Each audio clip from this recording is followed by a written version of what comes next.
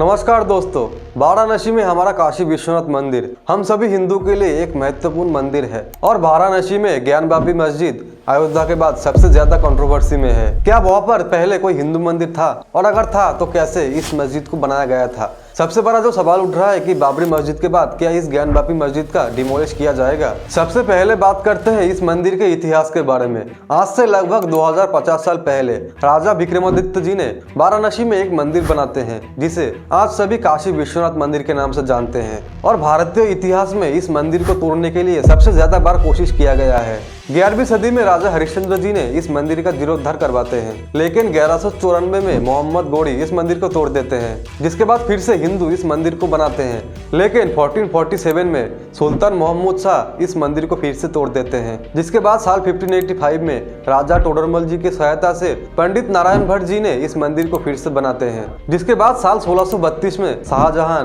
फिर एक बार इस मंदिर को तोड़ने की कोशिश करते हैं, लेकिन हिंदू एकजुट होने के कारण वो इसे नहीं तोड़ पाता है और आखिरी बार 1669 में मुगल शासक औरंगजेब इस मंदिर को तोड़ने के लिए एक फरमान जारी करते हैं, जिसका सबूत आज भी कोलकाता के एशियाटिक लाइब्रेरी में पाया जाता है। इसके अलावा उस टाइम के लेखक साकिब मुस्तबिर खान ने अपने किताब वजीर आलमगीरी में इस मंदिर को गिरवाने का जिक्र किया है। इसके बाद भी हिंदू अपने हक के लिए लड़े जा रहे थे। साल 1993 तक हिंदुओं को वहां पूजा करने दिया जाता था, लेकिन दिसंबर 1993 में वहां पर पूजा करने से पाबंदी लगा दिया जाता है। इसके पीछे सबसे बड़ा कारण है प्लेसेस ऑफ वर्शिप एक्ट 1991। इस एक्ट में कहा गया है कि 15 अगस्त 1947 के बाद से जिस भी धार्मिक स्थल जैसे भी हालत में है उसको प्रोटेक्ट करने के लिए इस एक्ट को बनाया गया है। चलिए मान लेते हैं और हम इस एक्ट के रिस्पेक्ट भी करते हैं, लेकिन आज भी हमारे इंडिया में लगभग 3.5 लाख से भी ज्यादा मस्जिद है और काशी और मथुरा में जिस मंदिर को तोड़कर मस्जिद बनाया गया है वो हिंदुओं को लौटाना पड़ेगा।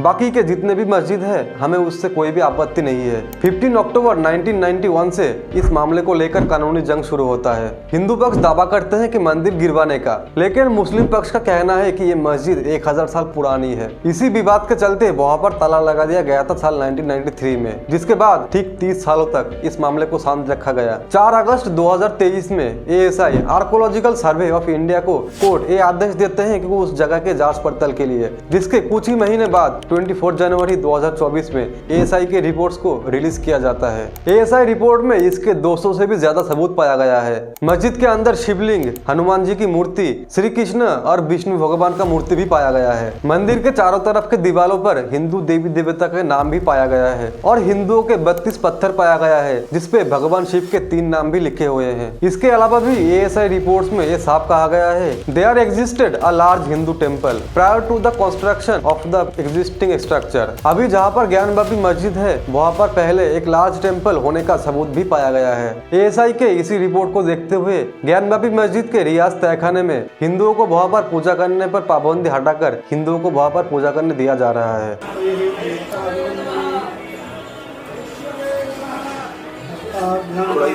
ऐसा क्यों कहा जा रहा है? क्योंकि ज्ञानवापी मस्जिद भी बाबरी मस्जिद की तरह ही मंदिर के दीवारों को मॉडिफाई करके बनाया गया है। इसीलिए आज सभी ये मांग कर रहे हैं कि इस मस्जिद को हिंदुओं को सौंप दिया जाए और इस मस्जिद को डिमोलिश कर दिया जाए। लेकिन जो प्लेसेस ऑफ वर्शिप एक्ट है वो इसके बीच में दीवार बन के खड़ा है। मुस्लिम पक्ष का कहना है कि अगर इस मस्जिद को गिरवाया गया तो हमारे कॉन्स्टिट्यूशन के राइट्स का वायोलेशन किया जाएगा। उन सभी के लिए मैं एक ही बात कहना चाहता हूँ कि जब हमारे मंदिर को तोड़कर मस्जिद बनाया गया था तब हमारा धर्म का वायोलेशन नहीं किया गया था। तब कहा था आपका ये कानून जब हमारे मंदिर को तोड़कर इस मस्जिद को बनाया गया था। Supreme court advocate Ashwini Upadhyay ji का कहना है कि इस प्लेसेस ऑफ वर्शिप एक्ट के सेक्शन 4 सब-3 में ये कहा गया है कि भारत में जितने भी प्राचीन और ऐतिहासिक धार्मिक स्थल है वहाँ पर इस एक्ट का कोई भी एप्लीकेबल नहीं होगा। इसका मतलब काशी और मथुरा जैसे धार्मिक स्थलों पर इस एक्ट से कोई भी लेना देना नहीं है। कुछ दिन पहले अयोध्या में श्री राम का प्राण प्रतिष्ठा के बाद ये मामला सामने आया है और इस मामले को देखते हुए कोर्ट ने वहां पर पूजा करने की अनुमति भी दे दी है और कोर्ट ने सरकार से ये कहा था कि उस जगह पर 7 दिन के अंदर पूजा शुरू करने के लिए। इस बात को सुनते हुए सरकार वहां पर 7 घंटे के अंदर ही पूजा शुरू कर देते हैं। योगी आदित्यनाथ जी के सरकार होने के कारण ये मामला ठीक ठाक ही चल रहा है। इतने सबूत मिलने के बाद भी मुस्लिम पक्ष इस मामले से इनकार कर रहे हैं। जिस दिन से वहां पर पूजा शुरू किया गया उस दिन के बाद से ही ज्ञानवापी मस्जिद में नमाज पढ़ने के लिए लोगों की भीड़ 5 से 6 गुना बढ़ गया है। पुलिस का कहना है कि फिलहाल सभी लोग बाकी के मस्जिद नमाज पढ़ने करने के लिए जाए। इस मामले को लेकर पूरे देश भर के मीडिया और न्यूज चैनल पर दिखाया भी जा रहा है, लेकिन सरकार 2024 इलेक्शन होने के कारण शायद इसके ऊपर कोई भी एक्शन नहीं लेने वाले हैं, क्योंकि ऑलरेडी वहां पर कोर्ट का अनुमति दिया गया है और वहां पर पूजा भी शुरू कर दिया गया है। सबसे बड़ा जो सवाल उठ रहा है कि बाबरी मस्जिद के बाद क्या इस ज्ञानवापी मस्जिद का डिमोलिश किया जाएगा? आप लोगों को क्या लगता है कि इस मंदिर को हिंदुओं को दे देना चाहिए या जैसा चल रहा है ऐसे ही चलना देना चाहिए? आप लोगों को क्या लगता है जरूर कमेंट करके बताइए, और अगर ये वीडियो अच्छा लगा तो अपने दोस्त और फैमिली के साथ जरूर शेयर करें।